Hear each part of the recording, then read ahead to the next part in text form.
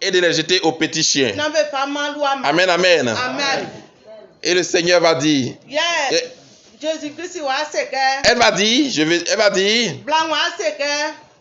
mais les petits chiens Sanga lu ama mu. mangent les miettes Be di kanganga. qui tombent de la table de leur maître. Oto be si fo itablimbo. Alors Jésus va dire, Ya Jésus wa seke. femme, Bla. ta foi est grande. Osula filenti. Ta foi est grande. Osula filenti. Qu'il te soit fait comme tu veux. Osula filenti mo nyati dele. Et à l'heure même, Okun iblekun gba sonu.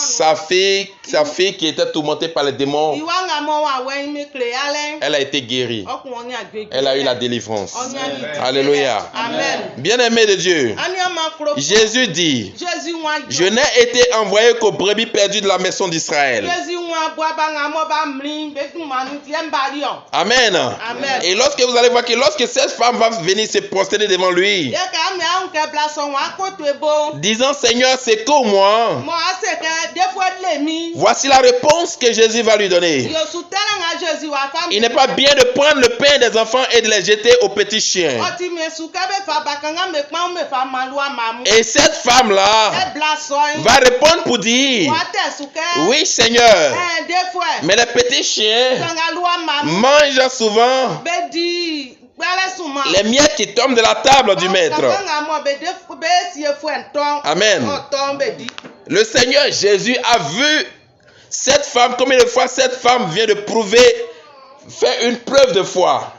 Des fois Jésus on uni blaso sous la file wa fanga mo fa la fisu. Et il lui dit Yo sais que qu'il soit fait comme tu veux. À l'instant, sa fille fut guérie. Mais quel est l'enseignement que le Seigneur Jésus veut nous donner ici? Quel est l'enseignement que le Seigneur Jésus voulait donner en donnant cette parabole?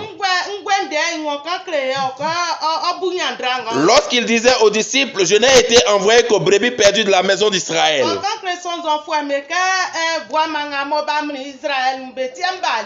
Et aussi, je n'ai été envoyé qu'aux brebis perdues de la maison d'Israël.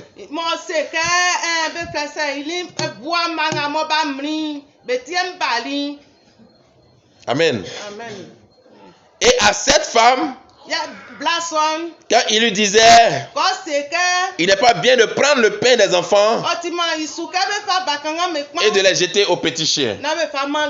Alléluia. Amen. Je voudrais que quelqu'un prête l'oreille attentive. Bien-aimé de Dieu, ne pas donner la nourriture des enfants aux petits chiens. Lorsque Jésus disait cela, Jésus voulait dire qu'il n'était pas encore temps pour les païens. Il n'était pas encore temps pour les païens d'entrer en possession du salut.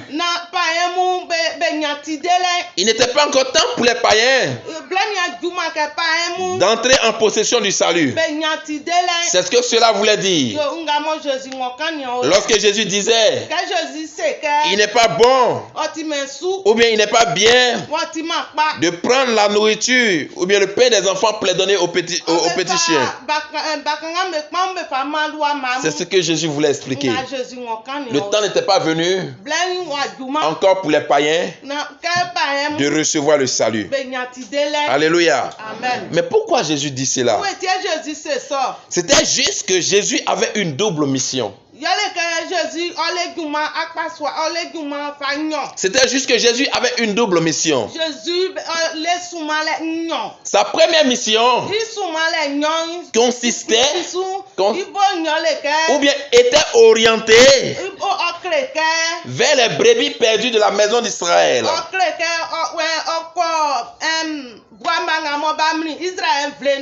C'est-à-dire qu'il devait les gagner par l'évangile. Sa première mission était tournée vers ceux de sa patrie à qui il devait annoncer le salut, à qui il devait présenter le salut et les gagner par l'évangile, qui symbolisait le petit pain ici, qui symbolisait le pain ici.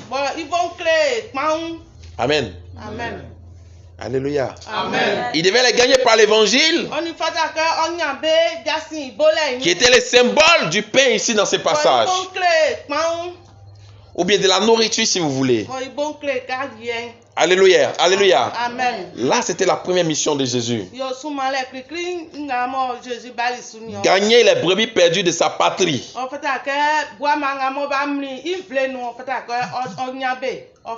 Par l'évangile. En leur présentant le salut. Amen. Amen. Que Dieu bénisse quelqu'un. Amen. Et sa deuxième mission, c'était qu'à partir de la Pentecôte, à partir de la dispensation de la grâce, que le Saint-Esprit devait descendre afin que le salut soit aussi apporté aux païens. Alléluia. Amen. C'est-à-dire qu'il y avait un temps pour toutes choses. Selon que la Bible le déclare. Il y a un temps pour toutes choses.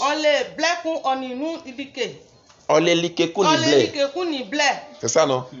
Amen. Que Dieu vous bénisse. Amen. Alléluia. Amen. Amen, amen. Amen. Quelqu'un est content? Amen. C'est quelqu'un content qui acclame le Seigneur. Amen. Amen. La deuxième mission du maître, c'était qu'à partir de la Pentecôte, à partir de la dispensation de la grâce, l'Esprit de Dieu devait descendre. Le Saint-Esprit devait descendre, se manifester, afin que le salut soit aussi apporté aux païens. Amen. Amen. Alléluia. Amen. Parce que Dieu le Père, il est le concepteur du salut.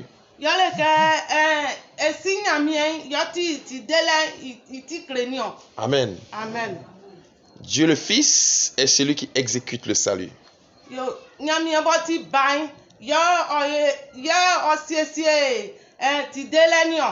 Dieu le Père est le concepteur ou le créateur du salut. Dieu le Fils, il est celui qui exécute le salut.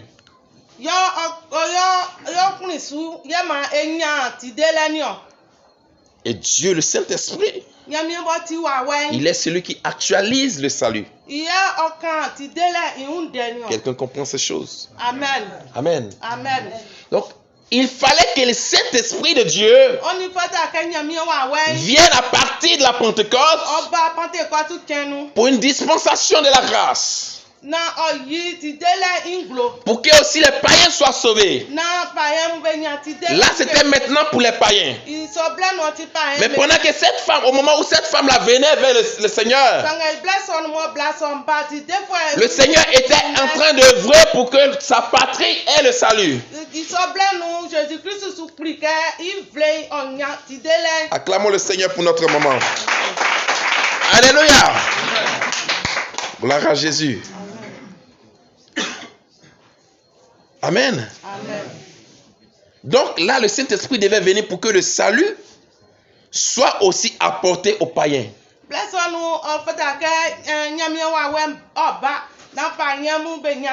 C'était la deuxième mission du maître.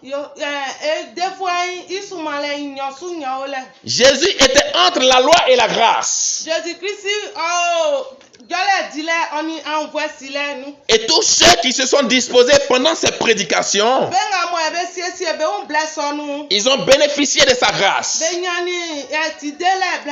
Jésus a dit à Jean, quand tu seras converti,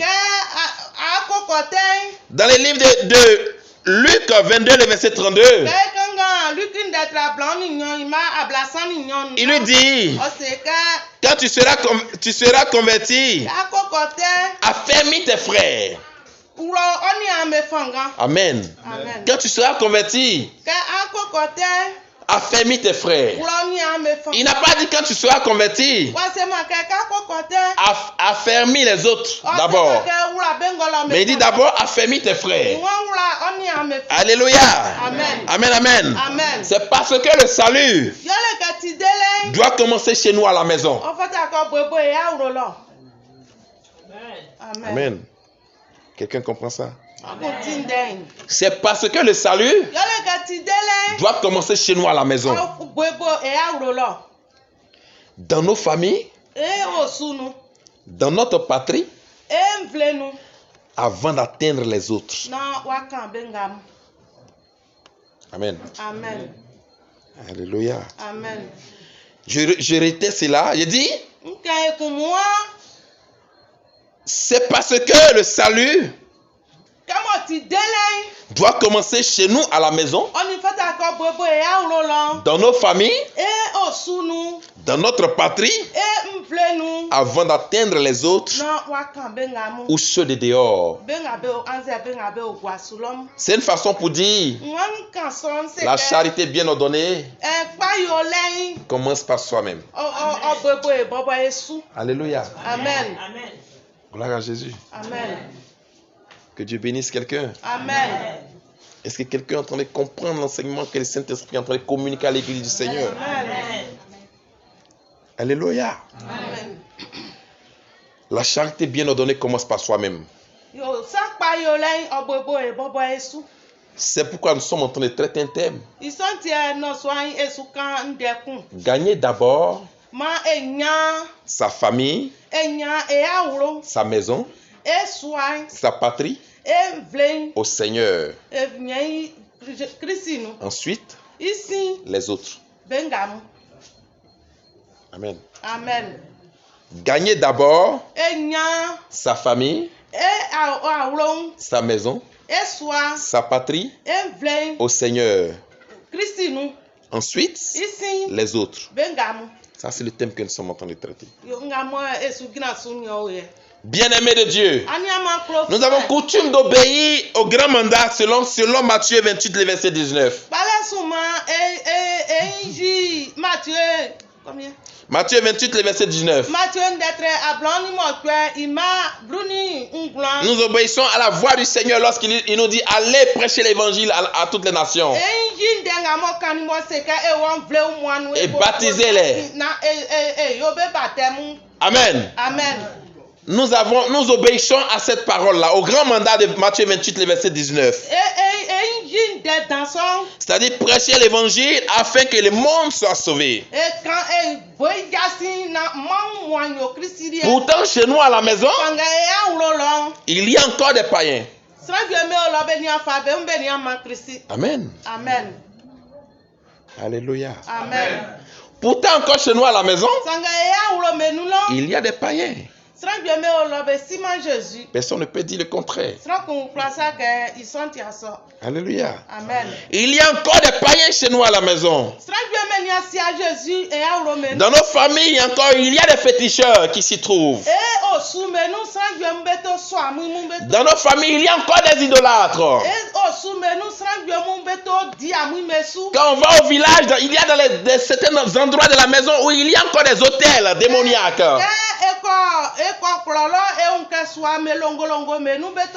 Il y a des canaries, il y a un gobelet où on met de l'eau. Où à chaque fois on vient tuer un poulet ou bien on vient tuer un animal et puis on mange et puis ils sont dans la joie. Où ils viennent glorifier des dieux qui sont morts, qui ne parlent même pas. Ils sont encore aveugles. Et il y a encore ces personnes dans nos familles. Oui, bien aimé, quand nous partons au village, nous voyons cela. Et il y a quelqu'un qui est le responsable, le premier responsable de ces pratiques-là. Alléluia. Amen. Mais nous avons coutume de prêcher Jésus dehors. Et puis nous laissons ceux qui sont dans nos maisons, qui ne connaissent pas encore le Seigneur. Alléluia. Amen. Quelqu'un est en train d'entendre cela? Amen. Quelqu'un est en train de comprendre cela? Amen. Oui, il y a encore des danseurs de communion dans nos familles. Mais personne n'accorde du crédit à cela. Que Dieu bénisse notre maman pour cette traduction. Amen. Alléluia. Amen. Mais personne n'accorde l'importance à cela. Oui, il y a encore des danseurs de fétiches. Des adorateurs de fétiches. Ceux qui viennent faire des sacrifices au bord de l'eau. Le petit coup d'eau qui se trouve quelque part sur la route du champ. Il y a encore des gens qui trimballent des moutons qui s'en vont les gorger là-bas.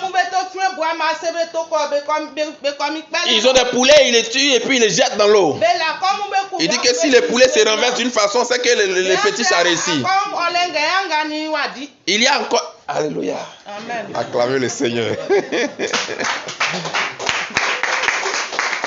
Et il y a encore ces personnes dans nos familles. Mais pourtant, on organise des moments d'évangélisation. Est-ce que lorsque nous partons au village, est-ce que lorsque nous sommes dans nos maisons, est-ce que lorsque nous sommes avec nos frères à la maison, avec ceux qui vivent sous nos toits, est-ce que nous leur présentons le salut? On a entendu parler de Jésus. On a mangé. On a goûté ce beau fruit qu'on appelle Jésus. Mais bien aimé, est-ce que nous le présentons aux autres pour qu'ils puissent manger aussi? Est-ce que nous présentons Jésus aux autres pour qu'ils aient le salut? Amen, amen. Amen. On a encore ces personnes dans nos familles. Oui, ils sont dans nos familles. Nos frères et sœurs, nos cousins, qui ne trouvent que leur joie dans les fêtes de Pâques que nous. Ils ne trouvent leur joie que dans les rencontres de famille. Faire des libations de liqueurs. Et boire en riant. Ce sont des moqueurs. Pendant que la parole déclare, ne vous enseignez pas en compagnie des moqueurs. Ne marchez pas selon les conseils des méchants. Et quand on va, on rit avec eux et puis ils sont dans les choses et puis ça ne nous dit rien. Et puis ça ne nous dit rien. Alléluia. Amen. Nos frères sont encore sous la malédiction de Satan. Ils sont encore dans le piège de l'ennemi. Ils sont dans l'esclavage de la mort. Dieu nous a déjà délivrés de toutes ces choses. Pourtant, nous voyons nos frères qui sont dans ces choses. Et puis nous ne disons rien. Nous ne disons rien. Bien aimé, je vais faire une question à quelqu'un. Entre nous, qui a envie de voir un de ses frères mourir et puis aller en enfer? Ça nous fera plaisir? Qui a envie de voir cela?